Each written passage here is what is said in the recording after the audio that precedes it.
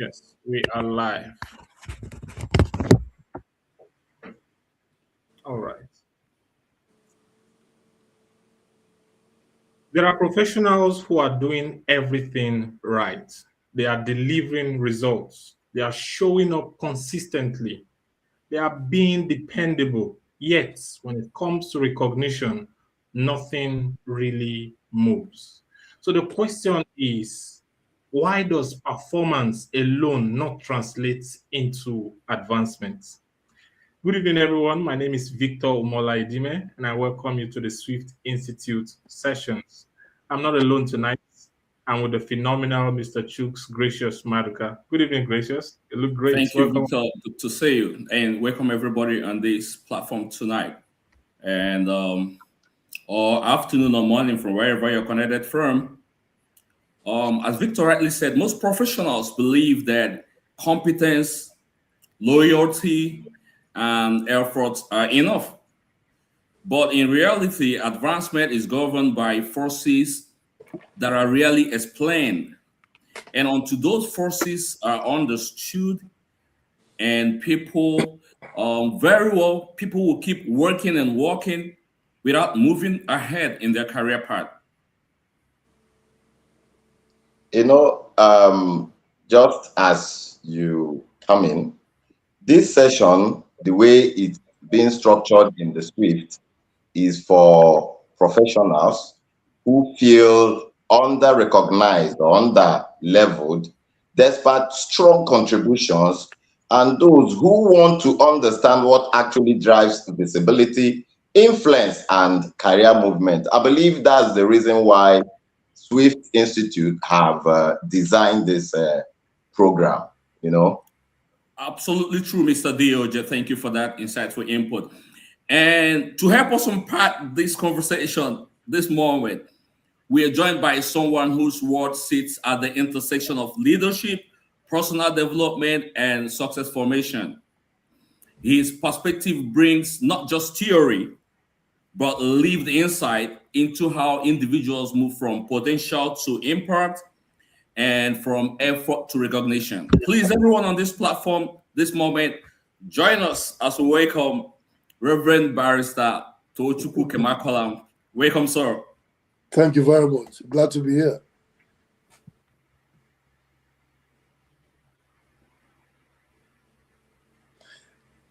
Okay. I'm glad to be here. Can you hear me? Yes, we can hear you, sir. Yeah. Sure. Yeah, we can I'm hear glad to you, be here. Okay. Mr. Chooks, you know, you talked about Reverend Barrister Tochukwu helping us unpack this.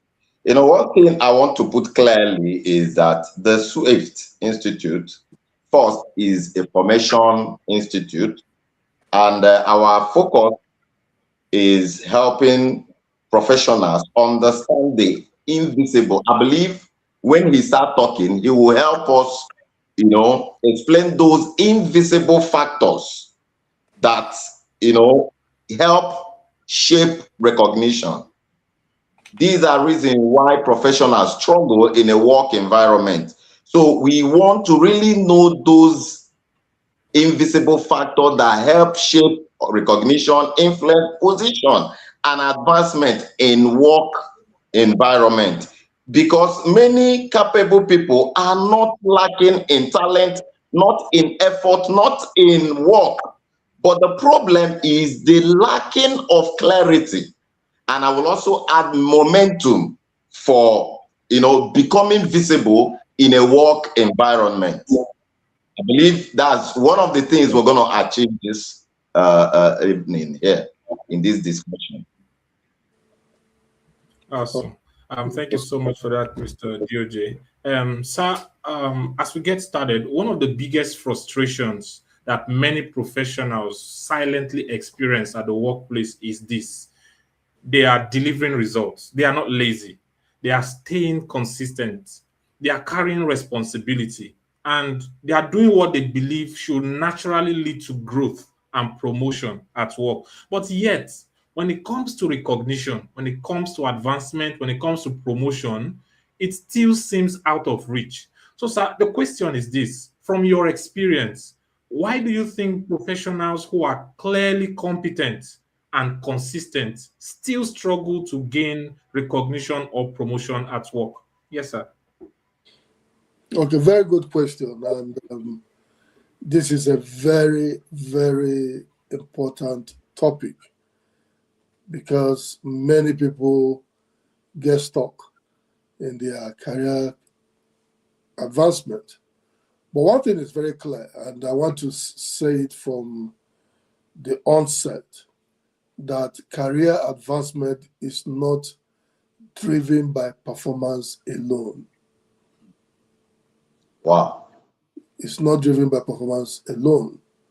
There are unspoken rules, just like you have aptly captured it in the topic.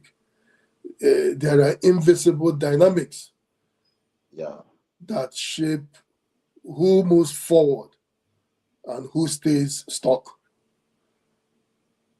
So, for example, from experience, having been in the investment banking space, but by the grace of God, I got to the position of executive director before I veered into politics and then ministry. There are some things that helped me, and I've also observed, and also through career growth and personal development, I've also discovered that in reality, work rarely speaks unless someone translates it. Wow. Work rarely speaks unless someone translates it. And let's unpack it. Number one, I want you to note that you may be very competent doing the work, but if you are not visible, you may not be recognized. So visibility in this context is not vanity. It is strategy. You must have visibility as a strategy for you to be recognized.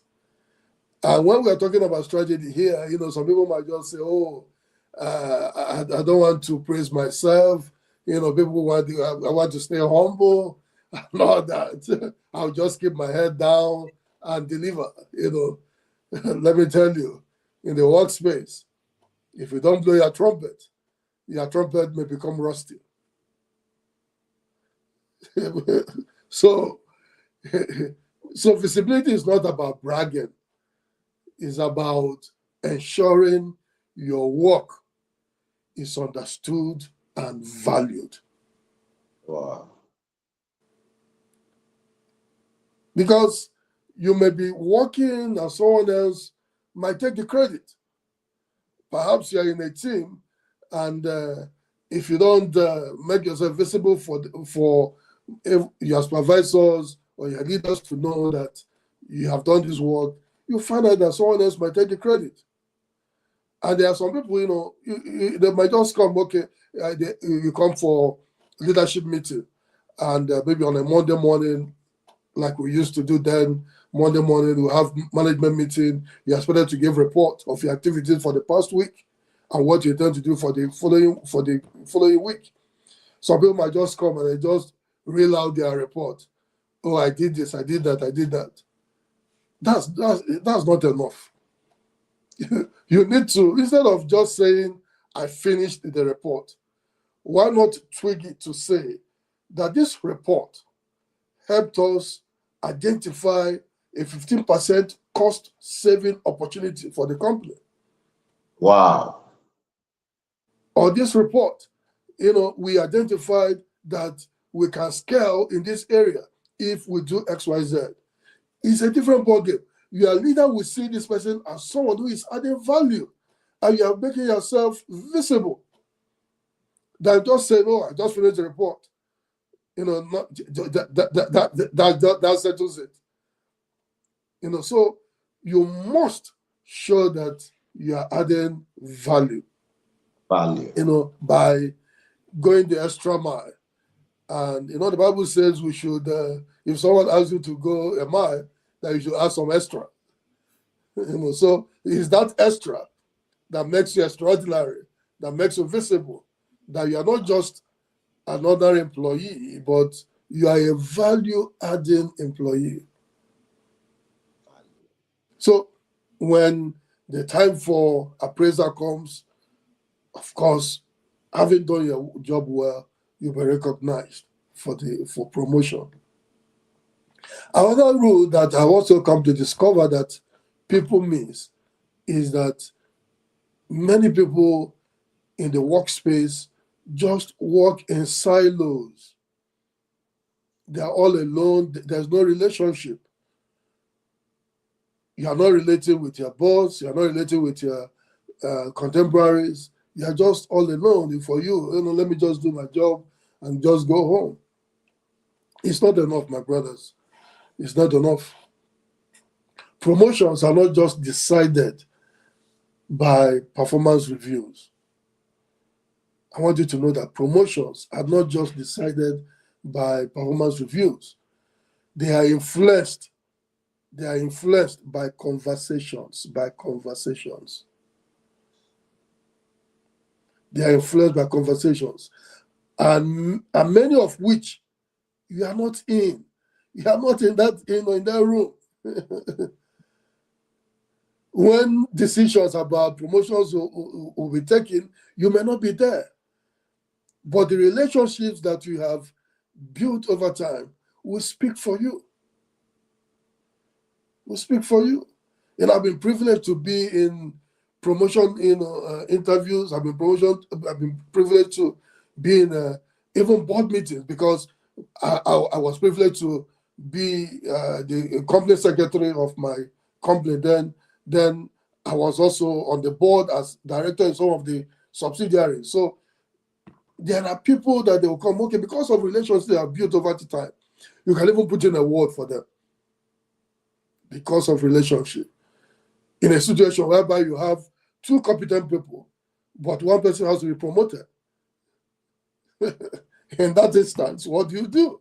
You have to, anybody will go for someone that your heart is, towards. So you can't avoid relationship. And this relationship we're talking about, it has to be built both vertically and horizontally. When I talk about vertical relationship, I'm talking about your bosses, those ahead of you, then when those also below you, vertical, up and down. Because sometimes even those below you will even give appraisals. They will appraise you. Don't ignore even those below.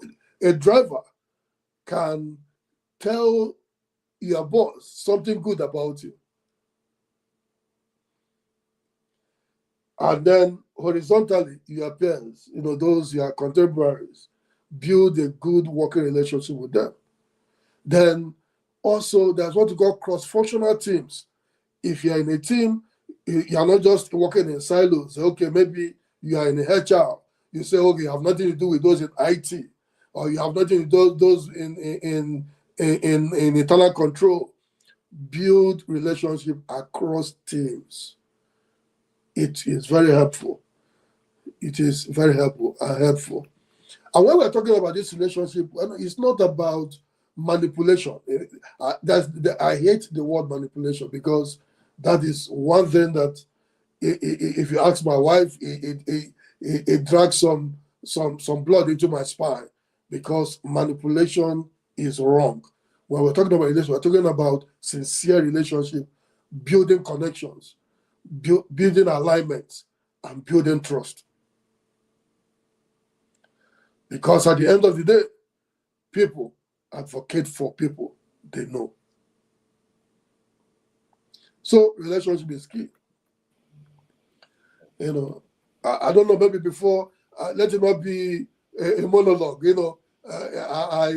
I have other points that I want to share, but I have shared 2 points right now before I go into others. Maybe you have something to add to it Thank you so or much, question. Barrister. Thank you so much. I know all over our platform is buzzing now. Everywhere is buzzing because of the insight they're getting from this live session. Awesome. We're just grateful that you're part of this live session today. But I want to move from the issue of recognition itself to a deeper question of why effort alone often fail to translate into advancement or promotion. Because we've seen that many professionals struggle to understand the contradiction in the workplace. The people carrying out the heaviest workload, we call them in quote the hard workers, they are not always the people moving forward fastest.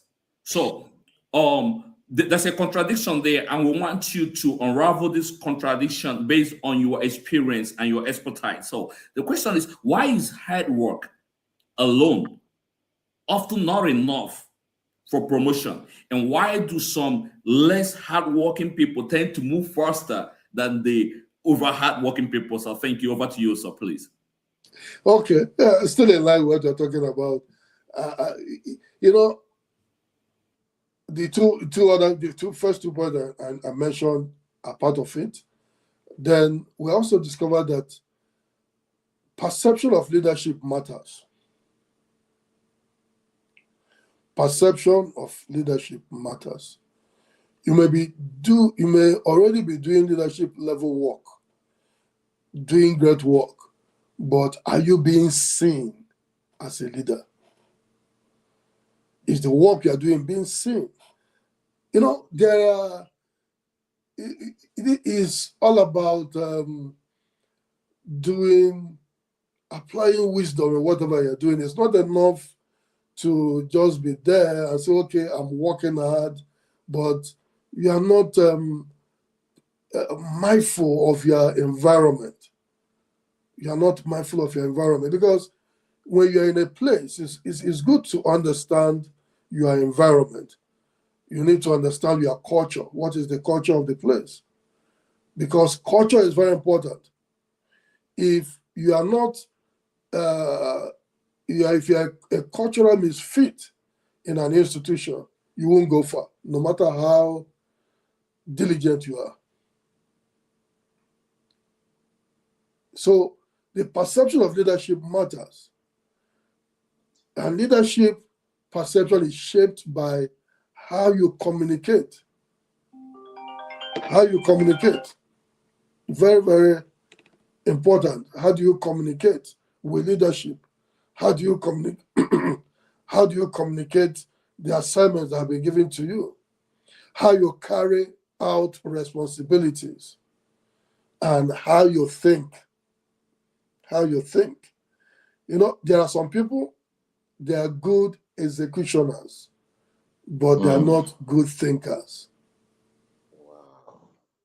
And that's why for you to get to executive management level, you must be a thinker. Because at that level, you may not be doing the operational job. It's a level of strategy. You are thinking about how to scale. You are thinking about your market share. You are thinking about how to get your staff to produce optimally. It's not for you to start passing papers at that point. No.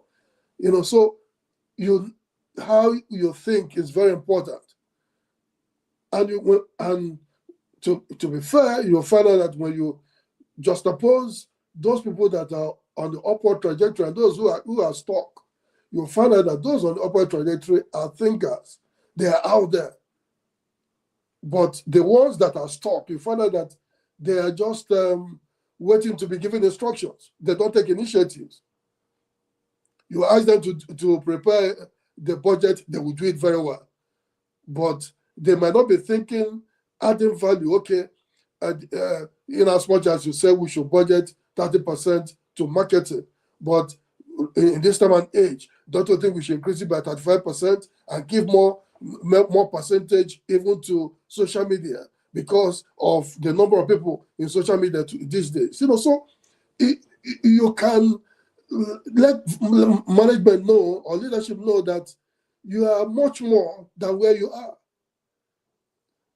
So, but if you're just good at execution, they'll just give you, okay, execute, we'll pay you, and then that's it. But if you are mindful of scaling, if you are mindful of getting up there, you must think like a leader. So do you just execute tasks, or do you provide direction? Do you bring problems, or do you bring solutions? So, but for that to be a powerful shift, first stop reporting activities as a aspiring leader. Start communicating impact. Start communicating insight. And start communicating the next steps.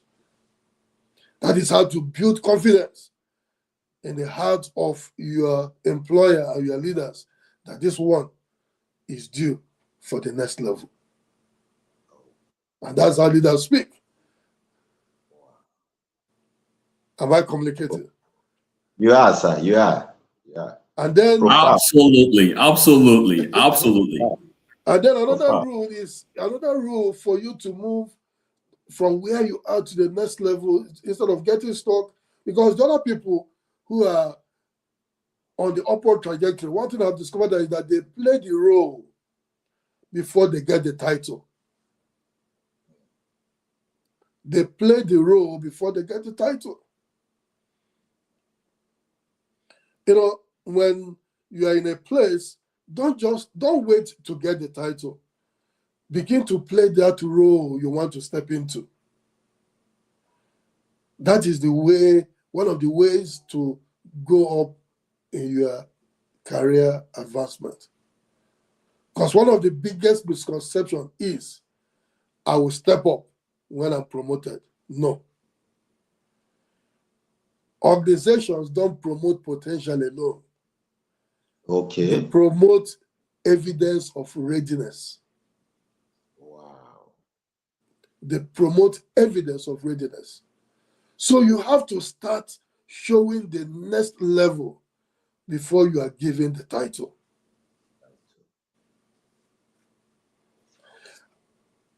Let me share a life example, my experience. I was employed as a legal officer after youth service. I could have said, okay, I'm just called to provide legal advice, do all the legal work, papers, vet all the contracts, and all that. But I was working in an investment banking outfit. What did I do? I took interest in what they were doing in stockbroking. I took interest in what they were doing in asset management. And was also having conversations with even the head of the investment banking group, helping them out in doing one thing or the other. One day, it was the head of the general manager in charge of investment banking group who went to the managing director and told the group managing director that he wants Tochukwu in his group. That even though he's a legal officer, I want him to handle some accounts. That was how I started doing the work of legal officer and as well doing the work of an asset manager. And then that interest developed. And I said, okay, this is a good pathway. I started looking for books, started reading on my own to build capacity so that I don't fail this man who has so much confidence in me. I even started, studying to write a stockbroking exam to charter as a stockbroker. As a lawyer, I didn't say, oh, I don't know anything about maths and all that, but I went and started studying elementary accounting.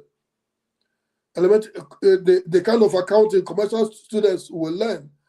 Then so that I can build the basics to learn. And From there, I went to do my master's in business administration, focus specializing in finance. And those rudimentary accounting that I did helped me in business school. That nobody would know that my background was law.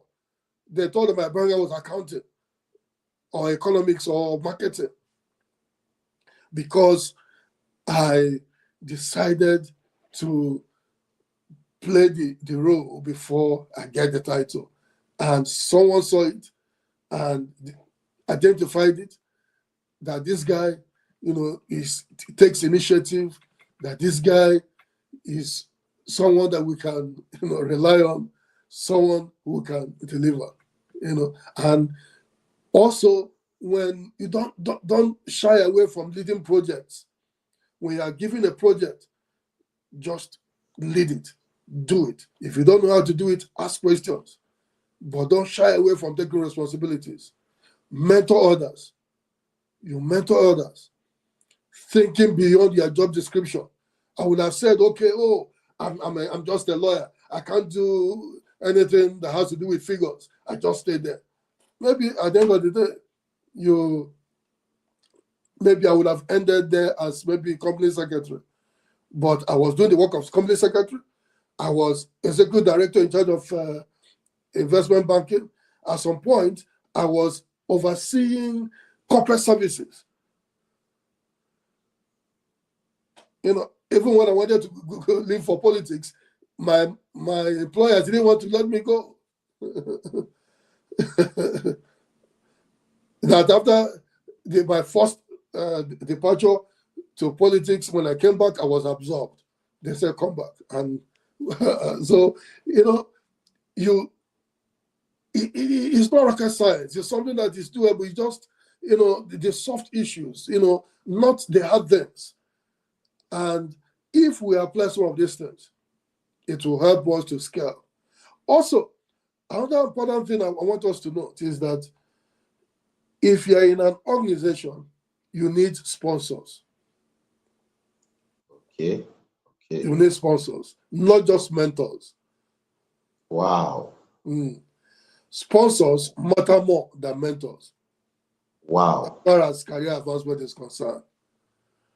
Mentors are important. They guide you. And you need mentors. But sponsors, they open doors for you. Sponsors open doors for you. A sponsor is someone who mentions your name in important rooms. A sponsor advocates for your promotion. A sponsor connects you to opportunities. And here is the key. Sponsors don't just appear. Sponsors don't just appear. You earn them through visibility, consistency, and trust. So you have to make your work visible to the right people. Deliver results that make others confident in backing you. This particular point that I raised now, talking about making your work visible to the right people, reminds me of a book I read some years back. This book is titled Sequence to Success. Sequence to Success, written by Sam Chand. Sam Chand is a leadership expert. And he in that book, he talked about the 3 O's of success. Number 1, he said, in success, the first thing is observation. As we are here now, even speaking, people are observing us. Your observation of me, of my performance today, will determine if you give me opportunity to appear next time. Because after observation, the next O is opinion. Okay. Your observation of today will form an opinion in your heart. For example, after observing me today, for Victor that is just seeing me for the first time today, will form an opinion, not based on what he has heard previously, but based on what he has seen today. So you form an opinion. That is the second O of success. Then that opinion will determine the opportunities you will give to me. So, having observed me today, you form an opinion of me. Then your opinion will determine if probably someone is asking you, do you know someone who can speak on leadership, who can speak on success? Whether you can recommend me to that person or not. There are some people that probably their name might come fly in the room. You just say, no, don't go there. The last time he was, he messed up. I didn't like his presentation, because you observe the person and you formed an opinion. So I want every one of us watching to realize these three sequence of success. So if, as an employee, you want to get to the zenith of your career, have it at the back of your mind that you are being observed. That's why in Hebrews, permit me, I'm a person of faith. In Hebrews chapter 12, verse 1, the Bible says that we are surrounded by a cloud of witnesses. So we are being observed. So how you behave, how you go about your work will determine if the opinion someone will form about you. And that opinion will determine the opportunities that will be given to you in the future. So that is very, very important for us to note. Amazing. Or any contribution before I still have more points Yeah, to give. I have a contribution to make. I won't forget that punchline. I said most professionals know how to execute, but they don't know how to think. So that brings me to this conclusion to say that work then, or hard work, so to say, is not what makes professionals advance in their career. If that is what can be deduced from what you said, it now comes to the realization that a professional should now begin to ask himself, what are those things that will make a professional to be perceived as a leadership material? That's one. Then moving further, you also made it clear that most professionals are capable in execution. They are highly dependable in value in what they do, yet they are still being perceived as not leadership material or due for promotions. So what it means now is, as you're bringing it, I know you still have a lot to give us. I know more. What more? Like, I notice another problem. Let me put this before I now conclude. More professionals unconsciously or unintentionally present themselves as pleasers or impressors, seeking validation rather than communicating or translating their value, like you said. So this is what now makes it difficult for such person to be promoted. Another angle I picked, most times I could also make reference, that was the last time we had Professor David. He also made that important statement, that most times professionals celebrate their mentors and ignore sponsors. It's amazing how you're coming up here. You are also making the same statement. Is amazing, sir. Is amazing. So let me quickly, draw it up there with this question. Why is hard work not enough But before you for promotion? before you ask that question, there's something you said that is very important. You find out that find out people are perceived not to be qualified or not to be pulling their weight.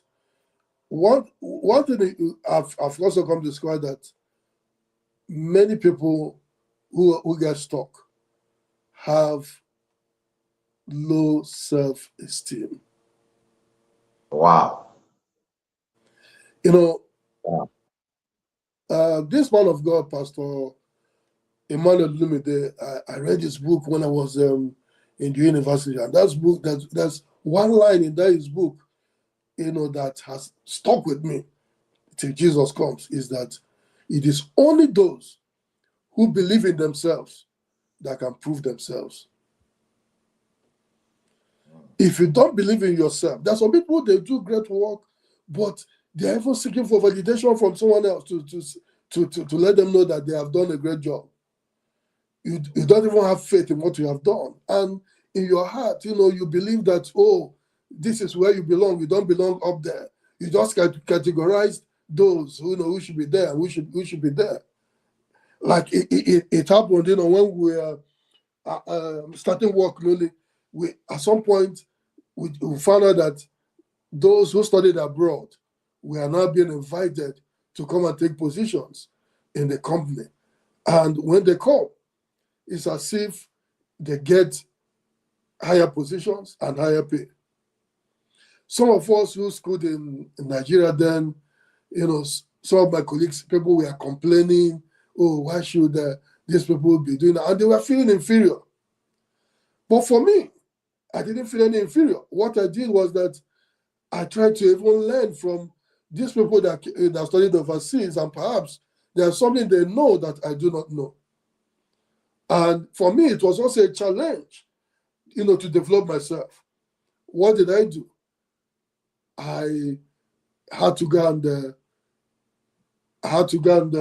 I started looking for school abroad to do my master's. Got a place in the UK and took leave of absence, study leave. I went for study leave for 1 year, did my master's. By the time I came back, I was promoted. And while I was even on that study leave, do you know that because I was still in touch with the company, still adding value, still sending customers to them, still marketing for them while I was still on study leave, I wasn't being paid. When they have any function in London and they need someone to represent them, they will call me to go and represent them in London for that meeting. And so even before I came back, I've already stepped into a higher role. Now, by the time I came back, I was made an assistant general manager. From general manager, before I knew it, after 1 year, general manager. From general manager, became executive director. So mindset is also key. You need to build confidence, know who you are, know the stuff you are made of. That will also help. So I just felt I should add that to corroborate what you have said. And then let's take the question, please. Okay, yeah, two questions. You will just help us clear it. How do professionals unintentionally position themselves as helpers, pleasers, impressors, not leaders? That's one. Then two, you talked about decision-making rooms and people who are in that room. How can one actually make decision makers in those work environments see him as ready for promotion? These are my two questions, sir. Okay. Like I said, how first of all, the mind is so powerful. The Bible says, as a man thinks in his heart, so is he. So if you see yourself as not qualified, that is what you present even to the outside world. James Allen, in his timeless book, As a Man Thinketh, said something very profound. He said, they themselves are makers of themselves. So where you are is a product of your mindset. You present yourself as that, and you'll be seen as that. Also, even the way, like I've pointed earlier, you just report your work. Have you done this? You just do it. No initiative. This is what you asked me to do. That's what I have done. And all that. They are not even bringing anything to show that you are even thinking about the job. And then how you communicate, even how you communicate the assignment and the outcome. Most times, people who find themselves in that position are not interested, or they don't think, they're oblivious of the outcome. They are not even they don't even think about the process, not to think of the outcome. They are only concerned about the task. So you must be conscious of the process and also conscious of the outcome of the work you're doing. That will help. Okay, that's good. Then how do you identify all the sponsors? How do you just have to, you have to be intentional about building relationships. You have to be intentional about building. There's one thing people shy away from, especially people of faith. One thing you need to understand is that there is in every environment, there is an uncomfortable word that people don't want to talk about. And that word is politics. Understand the game without losing yourself. Okay. When you get into a place, any environment, there are levels of power. There are people whose voices are heard and that cannot be despised. Someone may not even might not have a big title, but the person has the ears of the decision makers. The person can even be a sponsor. The person may not mentor you, but the person can sponsor you. Like it could be the SA to the MD, it could be the PA to the MD, it could even be the PS driver. Sorry, it could be the MD's driver. So, first, the way you relate with those people, when you identify them, and like I said, it's not manipulation. Don't manipulate people. Build genuine relationships. Earn their trust. Earn their loyalty. Let them know that you care and that you take ownership. You take that business as your own. Then build relationship. Find out what matters to them. Build relationships. Go to them. Find out how they're doing, even in the office. Build a relationship aside from work. Ask them about their family, their children, how they're doing, or their special events. Attend. Send them cards once in a while. Send them prayers, text messages. Build relationship. Then when you do your work, let them know the value you're adding. by the way you communicate it. And now that brings me to what I call strategic communication. Strategic communication is a career multiplier. Strategic communication is a career multiplier. Wow. It's not enough to have ideas. You must communicate them effectively. Those ideas must be communicated effectively. High performers often underestimate this. They think clarity lives in their heads. No. But influence happens when clarity is shared. You have to share it. Let them know that you are adding value, you know what you're doing. Learn to be concise in your communication, be structured, and then speak in terms of results, risks, and opportunities. Because when you communicate well, people begin to see you differently.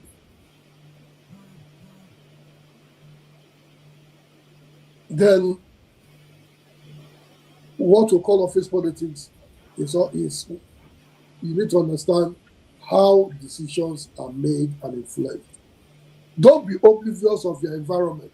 You know, there are some people, they just get into the office, they don't even know what is happening. Things will be happening, you know, they don't even know, you know, that something is going on. They are just in the world of their own. You just have to understand how decisions are made, understand the power brokers, the levels of power, the influencers. Because ignoring it doesn't make it go away. I want you to know that. It just makes you invisible within it. Mm. You can't wish it away. Even if you decide to ignore it, it doesn't make it to go away. So instead, I want to advise that you observe how decisions happen, understand who influences outcomes, align your work with what leadership values. Like I keep saying, you don't have to manipulate, you just have to be aware and intentional. You just have to be aware and intentional. So when you do so, you know, if you painstakingly and intentionally do some of these things, you'll find out that you'll be seen. You'll be seen. Because you can't hide. You can't hide. And hard work alone can keep you strong. That is the hard truth. Sometimes high performers get stuck because they become too valuable where they are. You know, if you are also a hard worker and you don't have you don't transfer that knowledge, there are some people only them can do that job. That's it's a key man risk. We call it key man risk because if you are not available, or if that person falls down dead, that means nobody can do that job.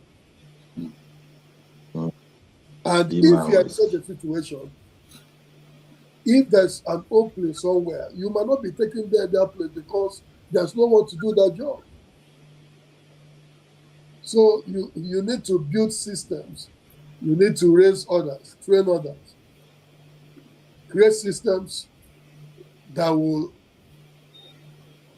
be there, that even if you are not at work, or even if you decide to leave the institution, you know, the institution will run without you. Or if there's an opening up there, you can be taken there. But if you don't have systems and you have not trained other people who can do that job, you are not effectively delegating, you find out that you may remain in that spot for a long time until you train someone who can do that job. So teach others, delegate, and elevate your role. That will also help, you know, to move you upward career trajectory. I think I've answered the question substantially.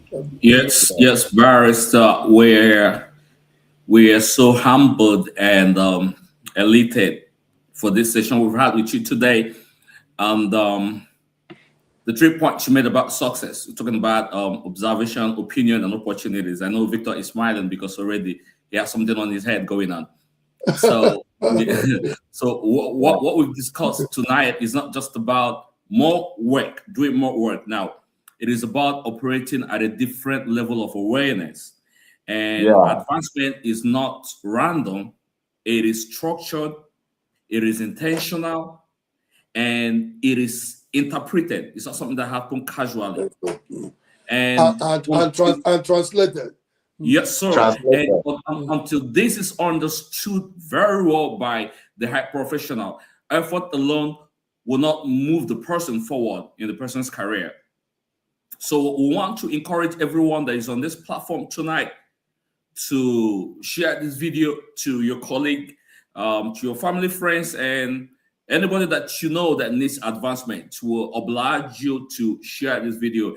And for our special guest, you will be hearing more from him on this platform, certainly, because we've observed him, we've made our opinion already, and Barrister, we're going to have you back. Like Barrister, we're going to have you back to back. We're going to have you back to back, Barrister. And I want to thank Mr. Doj. I want to thank you, Mr. Victor. And I want to thank our special guest all the way from Maryland, United States, Barrister Reverend Tochukwu Nkamakolam. It's an honor having you, sir. And we know we're going to have you more and more on this session and the Swift Institute. And from us to everyone on this platform, at this moment, we want to say thank you, and we'll see you next week on Thursday, same time, same platform. Thank you, sir, for the opportunity to be here. Thank you for what you guys are doing. In fact, this is it. We need to build capacity, and I'm happy with what you guys are doing, and I'm honored to be part of it. Thank you so much, sir. Yeah. Thank you so much, sir. Bye-bye, sir. We'll see you next time. All right, take care. All right, thank you, sir. Thank you so much. Such a great honor to have you here. It was a really, really impactful session. Thank you so much, sir. Thank you. My pleasure. Thank you. Thank you. All right. You have a wonderful day. All right.